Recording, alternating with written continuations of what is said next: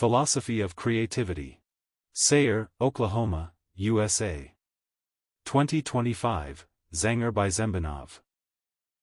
Greetings to you, friends, and I invite you to a fascinating journey to study the creative activity of mankind and the study of logical sequences and obstacles that have arisen throughout the development of human civilization. Logical comprehension and understanding of the creative process is the road to free and conscious creation. The creative activity of mankind surrounds us, starting with the house in which you live, furniture, decorations, paintings, cars, all these are objects of the creative activity of mankind. A conscious attitude to this is present in the constant improvement and decoration of your life and your environment. Every inhabitant of our planet has the gift of creative actions, and everyone can make their own contribution to the development of decoration and improvement of life around themselves and in their area of habitation. All this would seem to be completely understandable and correct things, but throughout the history and culture of mankind, there have been completely paradoxical stories of prohibitions, persecution, and even murders of creative individuals, and all this was in our history. All these tragic events and the introduction of the most severe competition in the creative environment, persecution, repression, and all this gave rise to an interesting topic for reflection on where the roots come from and where the truth lies in all these creative dramatizations and stories. In the process of delving into this environment, many interesting questions arise, such as: why were creative individuals persecuted? Why is there such a huge competition for admission to art schools? Why do all art schools have the most untalented teachers? Why did public opinion lead to the appearance of slightly stupid painters or street dancers, treating them with disdain? All these questions and many others arise when investigating this whole situation. And in order to understand all this, it is necessary to get to the source of the visual creativity of mankind, starting with the very first rock paintings in caves and in open areas. The origins reveal the greatest secrets. Approaching the first sources of creative activity of mankind, the basic foundations of visual creativity are revealed. At the dawn of mankind, our distant ancestors depicted on the walls of the caves where they lived. Wall paintings, scenes and events that were depicted, were the basic basis for the development of the environment. Rock paintings mostly show hunting scenes and images of various animals with their characteristic features. Also in rock paintings there is an initial understanding of the landscape associated with nature and the surrounding world. These were the first survival manuals. At this point in the history of human civilization, conscious creativity and conscious visualization began to emerge, capable of quickly and without additional translations into other languages to convey concise information about an event or some necessary knowledge. And in these ancient times, the technique and technology of visual creativity began to emerge. Creative activity developed in all spheres of life and activity of mankind, not only in the form of rock paintings. Many examples of various ceramic decorations and other types of various creative professions have been preserved. And here a very interesting question arises: why, over the past 35,000 years to this day, artists do not know how to draw, do not know how to use paints and smear the same childish babble as 30,000 years ago? Has humanity really not learned to realistically depict its thoughts or events over these years?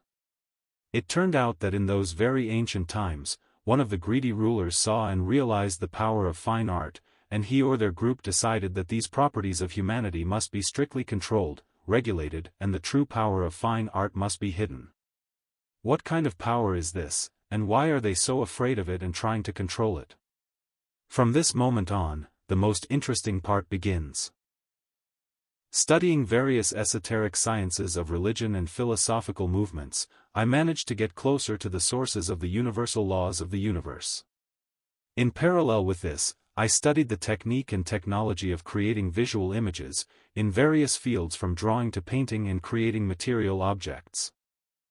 The combination of all these sciences and knowledge made it possible to see a direct and consistent technology for creating visual images. This technology opens up a limitless field of possibilities and an immense space for the embodiment of creative ideas. And at this moment, the most important secret is revealed: drawings and images come true. If you draw conflicts and disagreements, it will come true. If you draw your happy future in a good mood, it will also come true. By creating an image, artists create the future. This is the biggest secret that cowardly greedy entities are afraid of. The technology of conscious creativity exists and has a logical sequence that is accessible for understanding, studying and applying in practice. Continuing to reflect on the power and might of the force of visual creativity, and relying on the fact that visual creativity is capable of creating the future, we can begin to think about the influence of visual creativity on the past. Studying the modern political history of mankind, we can see that the entire development of our civilization was based on internecine wars, state conflicts, division of territories, the heroes of which were the great victors. At the same time, various types of dramatizations were constantly present. In the history of literature, the main place is occupied by dramaturgy, that is, the development of dramatization and their rooting as generally accepted norms. The entire history of our mankind preaches power and enslavement. But in parallel with this history for the masses, there has always been a true history of the development of mankind, in which the creators of our entire cultural heritage lived and worked. Someone created and designed beautiful palaces, someone created magnificent fabrics and clothes, someone created technical devices that improve our lives. Covering the beautiful and interesting events in the history of our population, we have points of support for the development and well-being of our planet. Here it is worth paying attention and clarifying what the fulcrums are. "Give me a fulcrum and I will turn the earth," said one of the ancient Greek scientists. And this is true, because everything in our material universe rests on fulcrums. In order to put something somewhere, at least 3 fulcrums are needed. This pattern works both in the material and in the spiritual esoteric world. What is it? A fulcrum is an event, action, fact, or other material or historical fact in history. Having at least 3 supporting confirmations, this is the exact time of the event, the exact coordinates in space, and confirmation of this event from at least 3 independent sources. There are many such fulcrums in our history of human development, and if an operation is performed on them, a very interesting picture opens up. The political history of humanity that we know and which is written in all history textbooks is just small bubbles against the background of the great history of human development. In parallel with political history, there are histories of fine art, history of the development of architecture, history of the development of theater, history of design and tailoring, history of furniture development, and many other stories telling about the creative activity of mankind. Here is an interesting example. Many know such artists as Leonardo da Vinci, Michelangelo, Raphael Rubens, Rembrandt, Albrecht Dürer, Picasso, Salvador Dali and many other famous artists whose names are known to you. And here the question arises, do you know the name of the king or president at the time when the well-known Van Gogh painted his pictures, and do you need to know the name of the king, president or ruler at the time when Picasso smeared his daubs? No, friends, it is not politicians who create the history of the development of our planet, it is creative individuals who make our world wonderful, kind and beautiful. The history of the development of the culture of our planet rests on them, and no matter what happens on the political stages of this theater, there is a wonderful civilization of creative people who are able to create their own wonderful present and happy future for many centuries. If you shake off the historical dust and wash away the bubbles of political boiling, a very beautiful history of the development of civilization based on the development of culture opens up. This is our real history in which are located those very support points on which the fundamental truths of the universe are based, which serve as support points for understanding, developing and applying conscious creative creation. Here the concept of conscious creativity arises, and what does it mean? The state of conscious creativity begins from the moment when the artist has complete knowledge and all the technology that allow him to depict everything that is possible to imagine, see, hear in one image. This is a state of complete freedom in visual creativity in the endless ocean of ideas in the boundless space for embodiment. The path to this state lies in many esoteric sciences that say know yourself. What does this mean? This is the moment of self-determination when an entity that is aware of itself as a person chooses a point of support in its own location. This moment begins with the realization, I am and where I want to go, to a bright honest truthful future, or I have not yet decided and remained in the darkness. The moment of truth begins with the realization of honesty to yourself, to your actions and to your thoughts. If you choose the light, then your first point of support begins, and in the future you will always adhere to the light of true truth and honesty. From this moment begins a wonderful path to awareness, insights and opportunities. The beginning of a conscious path to understanding the universe lies in the study of drawing. It would seem that in simple drawing there is the main key to understanding and awareness of the environment. Drawing surrounding objects gives the opportunity to understand and remember what the artist draws. With each studied drawn new object, event, landscape or any other picture, the beginning artist masters the environment, in parallel with this being in a full understanding of the environment around him. The artist's gaze is a careful study of the environment with the ability to remember the sizes of buildings, colors of clouds or blue skies, creating proportional relationships between objects. The artist's gaze, in modern language, is scanning the environment for further meaningful drawing and coloring. The conscious gaze of the artist is able to instantly catch many characteristics for his future paintings and embody all this freely from memory. And this path begins with drawing everything you like with simple objects with simple colors of everything that gives you pleasure, joy, and pleasant emotions. The following pictures will be about the following wonderful thoughts. From this moment begins the study and great pleasure at the moment of studying this magnificent science of drawing and continuation of painting. If you start with drawing at least one picture a day, spending 10 or 15 minutes of free time, then in a year you will have a whole collection of drawings, thoughts, and events sketched in your notebook. For the best understanding of drawing, it is necessary to develop it in 3 directions. The first direction is drawing from life. This is drawing surrounding objects and real actions, facts, or events. The second direction in studying drawing is copying or studying ready-made works of art.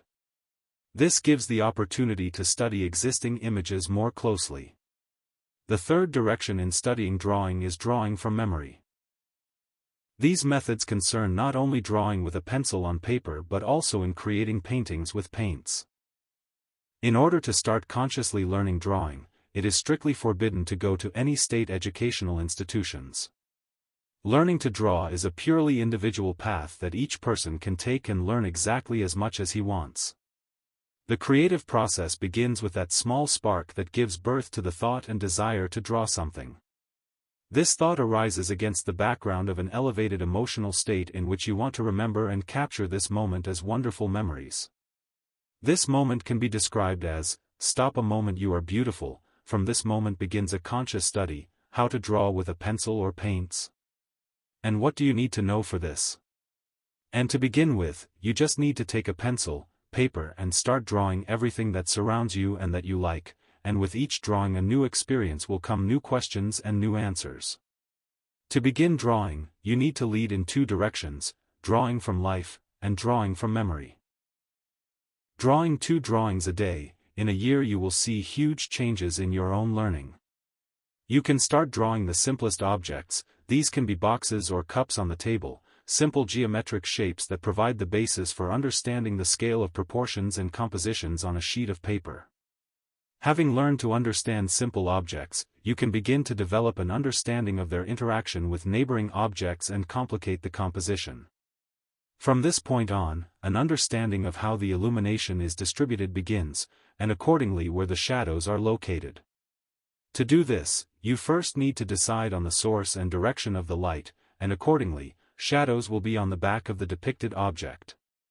Each object has 2 types of shadow. This is its own shadow, which is on the object itself, and a falling shadow, which is outside the object and falls on the place where the object is located.